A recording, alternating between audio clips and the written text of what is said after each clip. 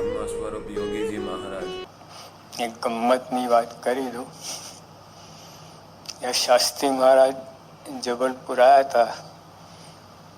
મને વર્તમાન ધરાવેલું તે વખતે શાસ્ત્રી મહારાજ મારું નામ કેશવ પાડેલું, પણ નામ પહેલા પડી ગયેલું. 6 મહિના થયા એટલે નામ તો પહેલા પડી ગયું હતું.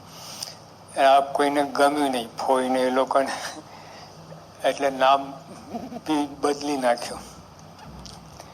પણ પછી જયારે ત્યાગી થાય ને એટલામાં કેશવજી ઊંડાય. એટલે જેમાં યોગીઓ પણ શાસ્ત્રીઓની એકતા બતાવે છે. જે અમને કર્યું એ સ્વામીએ ચાલુ રાખ્યું યોગી આપે. અને નામ કેવી રીતે પાડ્યું તો એક બાજુ યુવકો નામ, એક બાજુ સાધુ નામ. યોગીઓ 2 ચિઠ્ઠી ઉપાડે એટલે આમાં જે આવે એ નામ પાડે. એટલે આમ પેલી રીતે નહીં, આમ એટલે ભગવાન નામ પાડતા એ રીતે. તો આ જ આવ્યું કેશવ આવ્યું પાછું ફરી ફરીને. હવે સ્વામિનારાયણ ભગવાન એક વાત કરી છે, ભગવાનનું સુખ કેવું છે. અનંત કોટી બ્રહ્માંડના સુખને વારી ફેરી નાખી દઈએ તો ભગવાનના 1 સેકન્ડની અંદર એટલું સુખ છે. ભગવાન 1 સેકન્ડના દર્શન થાય એમાં આટલું સુખ છે. અનંત કોટી બ્રહ્માંડના વિષય સુખને વારી ફેરી નાખી દઈએ. હવે ખાલી અમેરિકા માટે લોકો તલપાપડ થાય છે, કૂદાકૂદ કરે છે. અને આ લોકમાં તમે જો આ ગાંધીનગરમાં તમે એક મોટી જમીન આપી દે કોઈ, તો કેટલો ઓહો થઈ જાય, કેટલું સુખ્યા થઈએ આપણે. તમને અત્યારે તો વારના ભાવ છે, 50,000 રૂપિયા હોય તો મળતી નથી. આમ તમને 2 એકર જમીન આપી દે તો કેટલા સુખી થઈએ. પછી આખું ગુજરાત, આખી દુનિયાનું સુખ આપે. બ્રહ્માંડ, અનંત કોટી બ્રહ્માંડનું સુખ ભગવાન 1 સેકન્ડના દર્શનમાં. આ તો બધી આપણા કલ્પના છે, પણ યોગી મહારાજ એ સુખ ભોગવતા. 1 સેકન્ડ એને આવું સુખ ભોગવતા. ભગવાનનું સુખ અખંડ.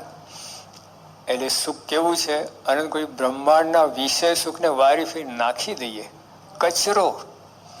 એવું ભગવાન 1 સેકન્ડના દર્શનમાં એવું સુખ રહેતું. તેવું યોગીમાં તો અખંડ ભોગવતા.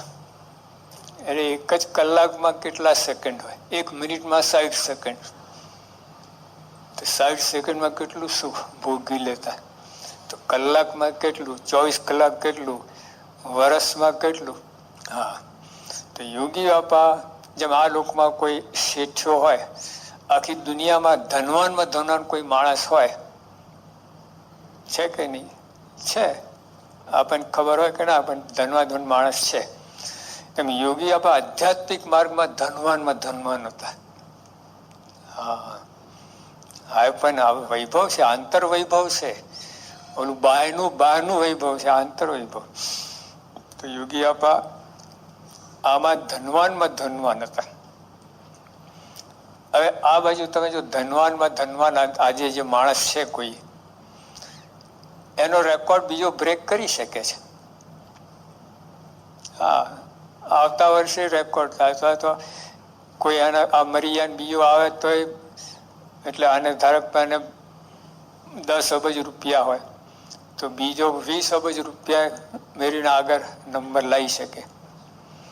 એટલે એમાં કઈ અંત નથી. એમાં સ્ટેન્ડર્ડ કોઈ નથી કે આટલું હોય તો માણસ, હવે એનાથી આગળ કોઈ વસ્તુ જ નથી. ધનવાન એટલે આટલું, એનાથી હવે આગળ કોઈ વસ્તુ આધ્યાત્મિક માર્ગમાં છે. હા, જોકે આમાં નથી, પણ યોગી બાપા પુરુષ હતા કે જેમને બતાવી દીધું. યોગી બાપા એવી સ્થિતિ હતી, બ્રાહ્મી સ્થિતિ, એનાથી આગળ કોઈ વસ્તુ જ નથી. એટલે જેમ આમાં ધનવાન ને આગળ છે હજુ. યોગી બાપા ધનવાનો હતા આધ્યાત્મિક માર્ગમાં, પણ એમની આ કોઈ વસ્તુ હતી નહીં. એમના ઉપર ભગવાન, બસ બીજું કાંઈ નહીં. ટોચમાં હતા. જેમ આ લોકમાં ધનવાન વાસ તો ખરો, પણ તો એને બધું ઘણા લિમિટેશન, ઘણી મર્યાદાઓ છે. યોગી આપા ધનવાન ખરા અધ્યક્ષ છે, એની ટોચને પામ્યા હતા, અંતને પામ્યા હતા. એનાથી આગળ કોઈ વસ્તુ હતી જ નહીં. અને આપણે પણ કોઈ પણ આધ્યાત્મિક ક્ષેત્રમાં ગમેલું કરશે તો યોગી આપાના ભાવને ત્યાં સુધી પામશે. એથી આગળ કોઈ જઈ શકે એમ નથી. આગળ ભગવાન જ છે. તો જો આટલે ટોચે આટલી કક્ષાએ યોગી આપા બેઠેલા હતા. બીજી વાત, ધારો કે આ દુનિયામાં હોય ને, રમત ગમતમાં ચેમ્પિયન હોય છે, બોક્સિંગમાં ચેમ્પિયન હોય, રેસલિંગ કુસ્તીમાં ચેમ્પિયન હોય, દોડવીર હોય, બધા દોડમાં બધા ઘણી જાતના ચેમ્પિયન હોય છે. ક્રિકેટમાં ચેમ્પિયન, બેટિંગમાં, બોલિંગમાં બધા. એમ જો યોગી આપા સાધુતાની હરીફાઈ રાખવા હોય તો યોગી આપા ચેમ્પિયન. તો ખાલી ગુજરાત ચેમ્પિયન નહીં સાધુતામાં, ઇન્ડિયા ચેમ્પિયન નહીં, વર્લ્ડ ચેમ્પિયન. વર્લ્ડ ચેમ્પિયન નહીં, બ્રહ્માંડ ચેમ્પિયન. એવી તો કોઈ હરીફાઈ છે જ નહીં. કોઈ દોડવીર હોય આખા બ્રહ્માંડમાં ચેમ્પિયન હોય તો કઈ છે નહીં. દુનિયા આવે એ નહીં, અનંત કોટી બ્રહ્માંડમાં. શાસ્ત્રીવાળા શબ્દો છે, આપણે ઘરની વાત નથી. શાસ્ત્રીમાં કહેતા કે યોગી આપા યોગી જેવા અને કોઈ બ્રહ્માંડમાં યોગી સાધુ નથી. જો અને કોઈ બ્રહ્માંડના ચેમ્પિયન. હવે કોઈ હરીફાઈ છે નહીં, પણ હોય તો એમાં સાધુતામાં સ્વામી આટલા મોટા ચેમ્પિયન. શ્રીજી મહારાજે વાત કરી, એમાં કોઈ સાધુ થઈ કોઈ મોટી પદવી નથી. અને પછી મહારાજ એથી આગળ કહે છે કે જેટલામાં રાજાનું રાજ એટલામાં રાણીનું રાજ.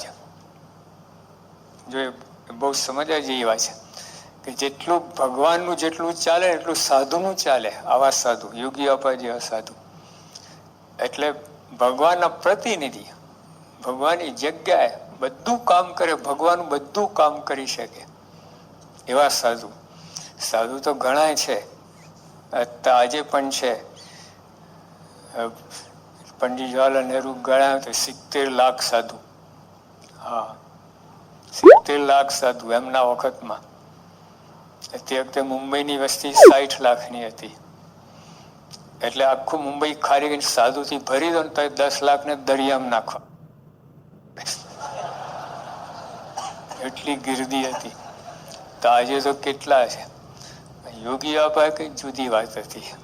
હા, બ્રહ્માંડમાં જોટો ના જડે તો અહીંની ક્યાં વાત છે. પણ ઓળખાયા નથી, એ પોતાને ઓળખાવા દીધા નથી.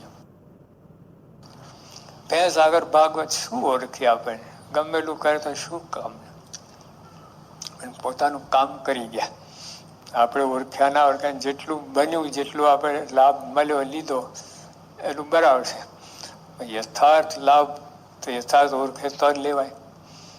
એ બધું એટલે એમને એવું કઈ એના હર્ષ કઈ નહોતો. કોઈ મને ઓળખે ના ઓળખે, એ તો બીજાને તો કે અત્યારે કોઈ આવે એની કદર પૂરી ના થાય એને ગભરામણ થાય કે હું તો આટલો, મને ખાલી આટલું જ કહ્યું, આટલું જ.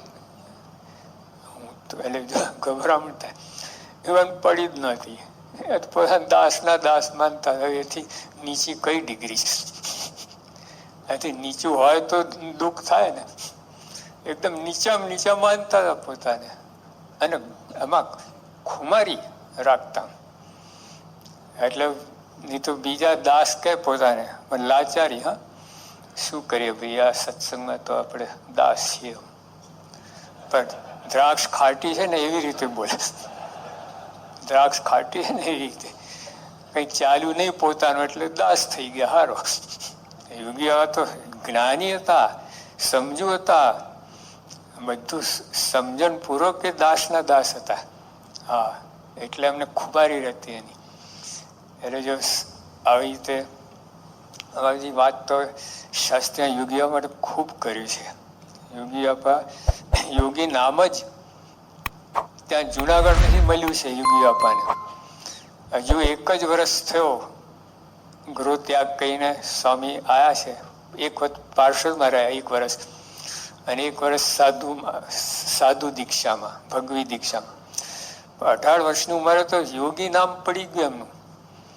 તો મોટા મોટા સદગુરુઓ, હા, એમનું વર્તન જોઈને, એમની સ્થિતિ જોઈને યોગી નામ આપી દીધું. ત્યાંથી એ નામને કમાયા છે. યોગી બાપાએ નામની કમાણી કરી છે. એમને કંઈ ઝૂંટી લીધું નથી, કોઈ મફત આપ્યું નથી. હા, એમની સ્થિતિ હતી. એટલે તે વખતે શું થયું કે કૃષ્ણવાસી જે ભાવનગરના નરેશ, એમના લગ્ન થતા એમનો વરઘોડો નીકળેલો. બધા જોવા ગયા. પછી બધાએ ભલામણ પણ કરી યોગી બાપાને કે જોગી આપણે જુઓ ને, કોઈ વાંધો નહીં, આ તો આપણા મા બાપ કહેવાય, રાજા, જોવાનો વાંધો નહીં.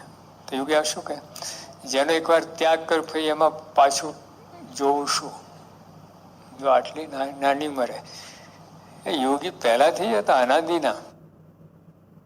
હા, એ નામ ત્યાંથી એમને કમાણી કરી છે. જે નામ આપનારા મોટા સદગુરુ હતા, ત્યાગી, વૈરાગી, ધુરંધરો, વચનસિદ્ધ પુરુષો, ભક્તિ ને જ્ઞાન ને વૈરાગમાં, આમ જેને કે પોતે બધા યોગ્યો હતા. એમને આ યોગી બાપાને નામ આપ્યું. આટલી નાની ઉંમરમાં, હજુ તો 2 વર્ષ જ થયા નથી, યોગી નામ આપ્યું હતું. એટલે આવી રીતે એમને નામની કંઈ ત્યાંથી કંઈ પછી યોગ શાસ્ત્રીઓના યોગમાં આવ્યા. હજુ શાસ્ત્રી માળને યોગમાં આવ્યા એમને, ત્યાં લગ્ની તો ત્યાંથી જ લાગેલી હતી. જુનાગઢમાં એમને નામ સાંભળ્યું ત્યારથી. માધવપ્રિય સદગુરુ હતા, એમને યોગી બાપાને વાત કરેલી શાસ્ત્રી મહારાજ કે શાસ્ત્રી મહારાજ આવા મોટા છે, આવા સાધુ છે, આવા સંત છે, બહુ પ્રતાપી છે, બહુ અક્ષર નિષ્ઠાવાળા છે. ભગતજીના કૃપા પાત્ર બધી વાત કરીને સ્વામી તે વખતે શાસ્ત્રીમાં વરી ગયા હતા. ત્યાંથી જ વરી લીધું બસ શાસ્ત્રીમાં આપણા ગુરુ. મનોમન ત્યાં પછી જોગ થયો, રાજકોટના ભેગા થયા, એ તો સ્વામી પાસે આવી ગયા.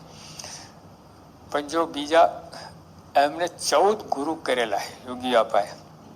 બધાના ભગવાનના ભાવથી સેવા કરી, ઓછું હતું નહીં. અને તોય શાસ્ત્રીએ જે સેવા કરીને એવી કોઈની નહીં. હા, બધાની સેવા. પણ શાસ્ત્રીમાં જોગી બોલે ને તો સ્વામી કે મારે શેર લોહી ચડી જાય. બીજા સદગુરુ બધા એમને સેવા કરેલી, પણ રાજી થાય, પણ આવી રીતે શેર લોહી ચડે એવી વાત નથી કરી. અને સ્વામી કે સ્વામી મને બોલાવે તો જમતો તો કોર્યો ફટ પડતું મૂકીને દોડી જવું. આપણે તો અંદર નાખીને દોડીએ, જતા હતા ચાવી લઈએ. અહીંથી જ અહીં સુધી આવે તો ફટ પડી જ જાય, દોડી જવું. એટલો કેફ શાસ્ત્રી મળ્યાનું, ભગવાન તુલ્ય. લખતો તો પેન પડતી દોડી જવું, આ બધી વાત કરતા. તો જો આ 14 ગુરુ કહે, પણ શાસ્ત્રીમાં કંઈ ઓળખી ગયા કોણ છે આ. હા, એટલે ટૂંકમાં જે આદર્શ ચેલો હોય ને એ જ આદર્શ ગુરુ થઈ શકે. એ શાસ્ત્રીને જે સેવા એમને કરી છે આગળ વાત લઈશું. પણ અત્યારે કહેવાનું શું, એવા શાસ્ત્રી મહારાજ યુગાનો બહુ જ મહિમા કહો છો. શાસ્ત્રીમાં આમ વારી ગયા યોગી બાપા પર. હા, એમની સ્થિતિને રહેણી કહીને સાધુતા, એમની સહનશીલતા, એમની સેવા, એમની ભક્તિ, ઠાકોર વિશે ભક્તિ, બધા એક એક ગુણ તમે જોઈ ને. હરિભક્તોની સેવા, હરિભક્તોની રાખ રખાટ, અને બધાને સહન કરવાનું, બધું જ બધામાં એકો. બધા મૂર્તિ, એમ ભાઈ કહ્યું ને, સેવાની મૂર્તિ, ત્યાગની મૂર્તિ, પ્રેમની મૂર્તિ, સહનશીલતાની મૂર્તિ, બધા મૂર્તિ છે. મૂર્તિ એટલે 100% માર્ક. એટલે એવો બધામાં પારંગત. એટલે એવા યોગી બાપા, એટલે શાસ્ત્રી મહારાજે યોગી બાપા બહુ મહિમા કર્યો. બધી બાબતો, બધા ગુણ એમનામાં હતા. થાય તો એકવાર તો સ્વામી કહ્યું કે આ યોગી પાસે કરોડ રૂપિયાની ઢગલી કરો ને તો ઓછી છે. તે વખતે તો પાઈનો હિસાબ ગણાતો. આપણે શાસ્ત્રીય મંદિરો કર્યા ને તો માંડ 10 આના શિલિકમાં હોય. ઓલા પૈસા આવે ને તિજોરીના દર્શન ના કરે, બહારથી જ જતા રહે. 200 રૂપિયા કોઈ ભેટ આપે, બહાર ચૂકવવા ના જોઈએ, તિજોરી ખોલી અંદર મૂકવાનું હોય ક્યાં આવું. તે વખતે યોગી શાસ્ત્રીઓ બોલેલા કે કરોડ રૂપિયાની ઢગલી કરે તો ઓછું છે, એવા સાધુ છે. અને કોઈ બ્રહ્માંડમાં જો કોઈ સાધુ નથી. હું તે યોગી ને યોગી તે હું. લો આવું શાસ્ત્રી બોલી ગયા. આટલું બધું હતું. એટલે એમણે જે જોગી નામ કમાણી કરી છે એ શાસ્ત્રીઓ કહે અનાદિના જોગી છે. કોઈનું પડખું છે જોગી નથી થયા. એ તો કોઈ ગુરુનું સેવન કરે, ગુરુ રાજીપો થાય, ગુરુના ભાવને પામી જાય. યોગી એવું હતું જ નહીં. અનાદિથી જન્મજાત હાડે સાધુ, જેને કહે ને હાડે રગ એનો જેમ 100 ટનનું સોનું હોય ને, લાખ કટકા કરો અને ગમે કટકો લો ને તો સોનું જ હોય. બરાબર કે નહીં? જો શાસ્ત્રીઓ બોલ્યા છે કે વ્યાસજી જે 64 લક્ષણ સાધુતાના કયા છે એ લખવાના ભૂલી ગયા છે ને તો આ જોગીમાં મળશે. ક્યાં ગોઠવણી વાત છે? ગોઠવણીમાં આવું હોય? વ્યાસજી જયારે લખ્યા ને કેવી રીતે લખ્યા છે?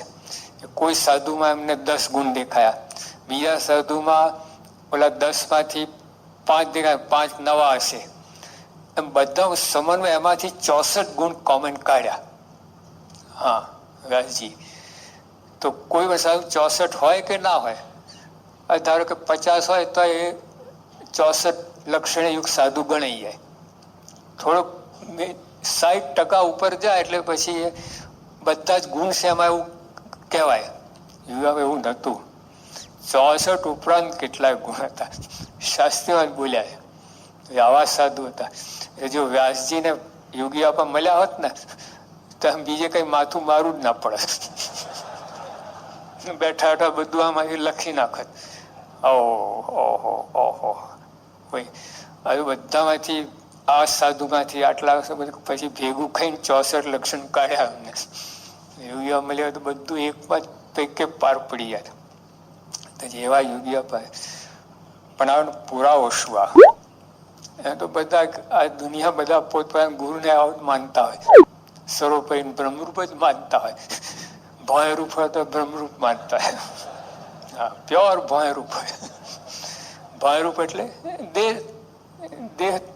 દેહના ભાવ યુક્ત. હા, ભયરૂપ કહે. એટલે ગુરુ એવા ચેલા એવા બધા લોલે લોલ બધું ચાલતું. અહીંયા એવું નથી. તમે વિજ્ઞાપન ઓળખ્યા કે ના ઓળખ્યા, સોનું છે ને અહીં પડ્યું હોય, તમે પિત્તલ માનો સોનું માનો, સોનું કઈ પિત્તલ ના થાય. સોનું સોનું જ રહે. તમે ગટરમાં 10 વર્ષ નાખી મૂકો પછી કાઢો તો સોનું જ રહે. અને પિત્તલને 10 વર્ષ તિજોરીમાં રાખી મૂકો, સોનું થાય, પિત્તલ જ રહે. તિજોરીમાં રાખે તો હા. તો આ પુરુષ માયામાં આવે તો માયાને બ્રહ્મરૂપ કરી મૂકે. ક્યાં વાત છે? એવા સાધુ. એનો પુરાવો શું? બધા તો જો પુરાવામાં એક જ વાત. યોગી બાપા લંડન હતા અને ત્યાં એક પત્રકાર એમને પૂછ્યું, અંગ્રેજ પત્રકાર. યોગી બાપાને ખબર છે, હા, એમને માહિતી આપવામાં આવી હતી કે આવા પત્રકાર આવે છે, આપણે પ્રશ્ન ઉત્તર કરવા, આપણે મુલાકાત લેવાના છે, આપણી સાથે ઇન્ટરવ્યુ લેવાના છે. આવા તો નિશંકપણે.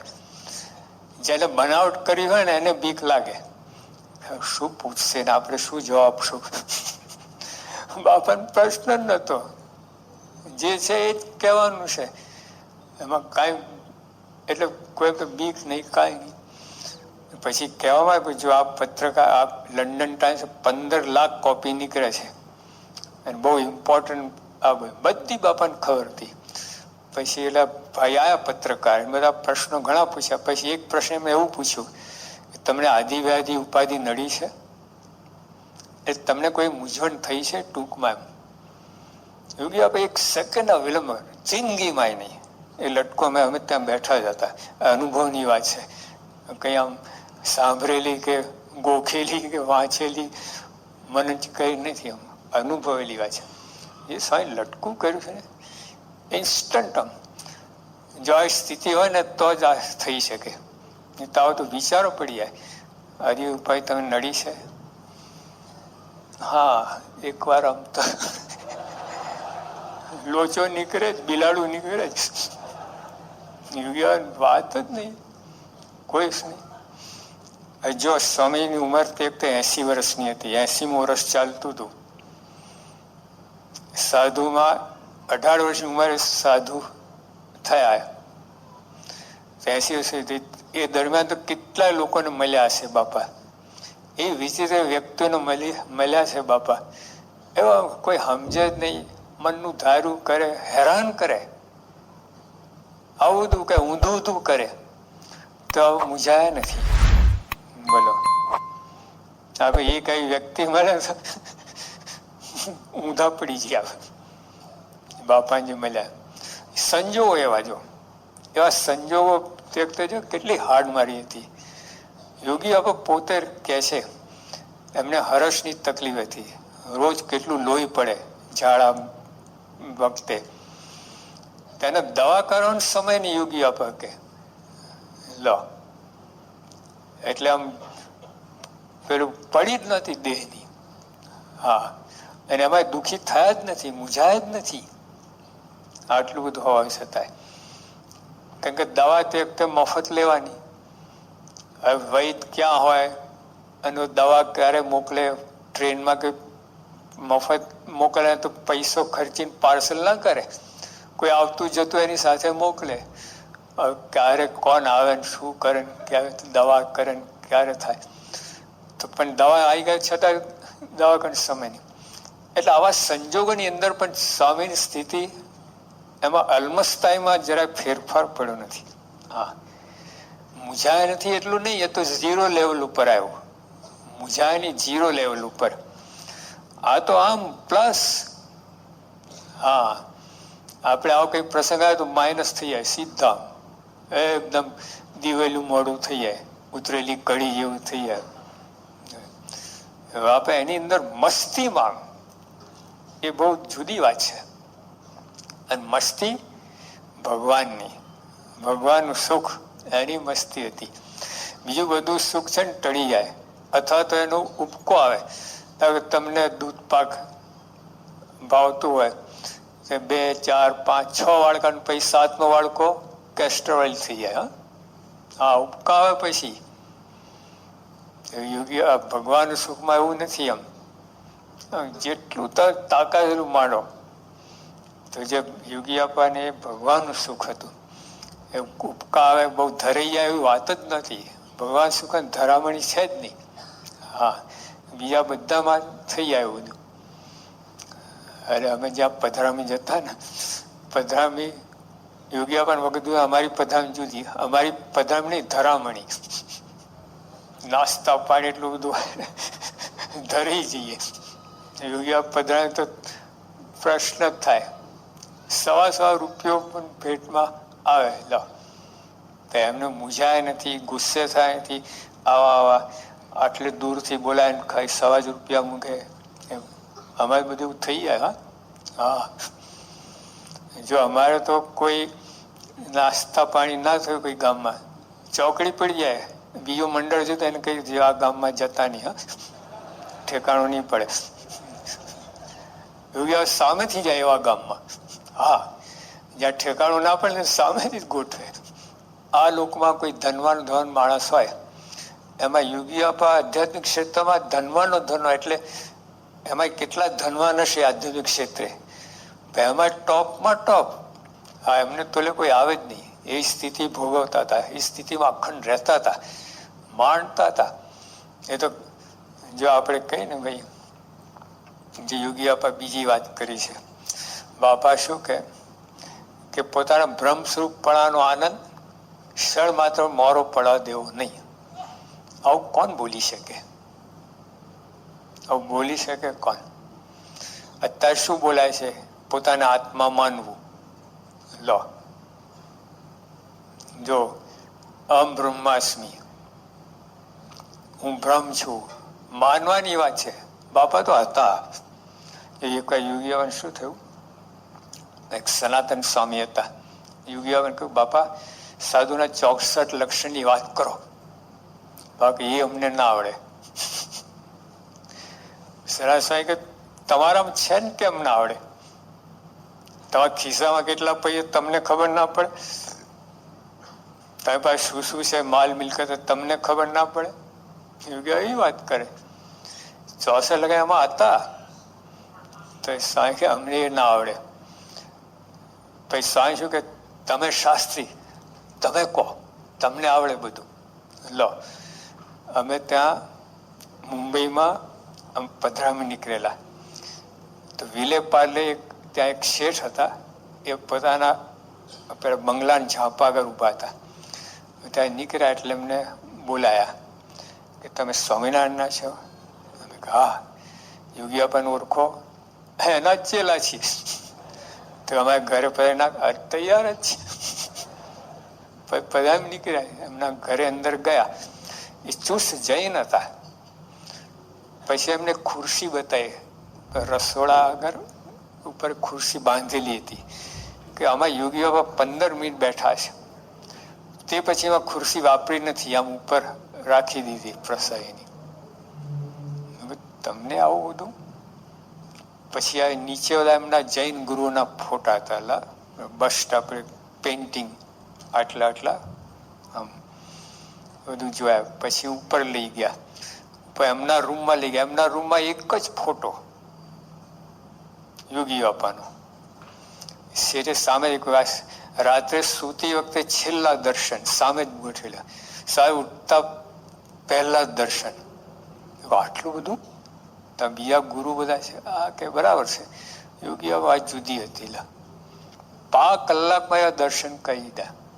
જો પછી એમને એક શબ્દ વાપર્યો છે ને, આપણને પણ શબ્દ નહીં સૂજે. એક કહે કે યોગી બાપા દિવ્યતામાં રેપ ઝેપ. દિવ્યતાથી રેપ ઝેપ. જેમ પરસેતા રેપ ઝેપ થઈ ને, આપણે દિવ્યતા રેપ, અંગો અંગમાં દિવ્યતા નીતરતી. ચુસ્ત જૈન, એમના બધા કેટલાક ગુરુઓ. યોગી બાપાનો યોગ તો 15 મિનિટ થયો તો જો યોગી બાપા એવા હતા ને, આમ એને કહીને જોતા વેથ લોકોને અનુભવ થાય દિવ્યતાનો. એકવાર એક વાત કરું છું કે યોગી બાપા થાર બોલ્યા ને, જમી ગયા હતા ભગવાન ભાવનગરમાં. એ મૂર્તિ આપણે ગોંડલમાં છે. વચ્ચે 3 મૂર્તિ છે ને, શ્યામ મૂર્તિ છે કાળા પથ્થરની, એ મૂર્તિ જમી ગયેલી. હવે એ તો બધું ઠીક છે, પણ એકવાર અંબાલાલ કાકા બકરીપુરવાળા અહીં હતા ને, એમને યોગી કે બાપા આ મૂર્તિ તમે થાર બોલ્યા જમી ગઈ. તો યોગી બાપા કેવી ગુરુ ભક્તિ. સાહેબ કે ગુરુ આજ્ઞા કોને કરી હતી? શાસ્ત્રી મહારાજ તઈ જમી. લો, અને આપણે તો જમે જ ને.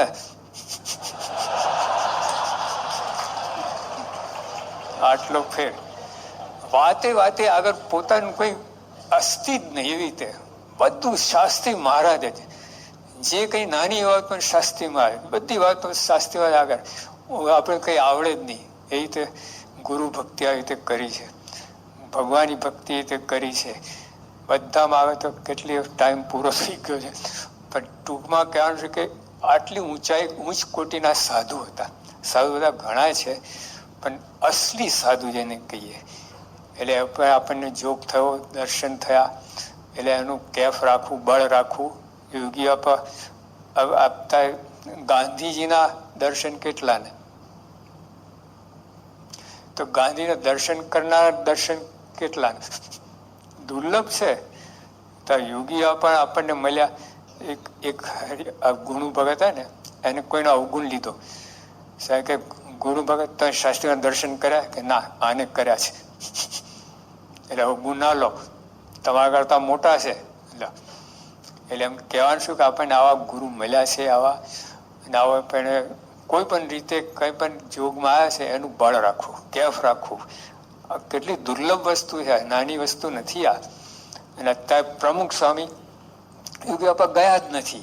બીજી વાત સમજવાની એ છે, હા, પ્રમુખ સ્વામીમાં યોગી બાપાને દર્શન આપણને થાય છે, એવા ને એવા જ છે. અને એવા સમજવાનું છે અને એ રીતે દર્શન કરવાનું છે. અને આપણને યોગી આપણને એ રીતે અત્યારે લાભ પ્રમુખ સ્વામી દ્વારા લેવાનું છે. સહજાનંદ સ્વામી મહારાજ.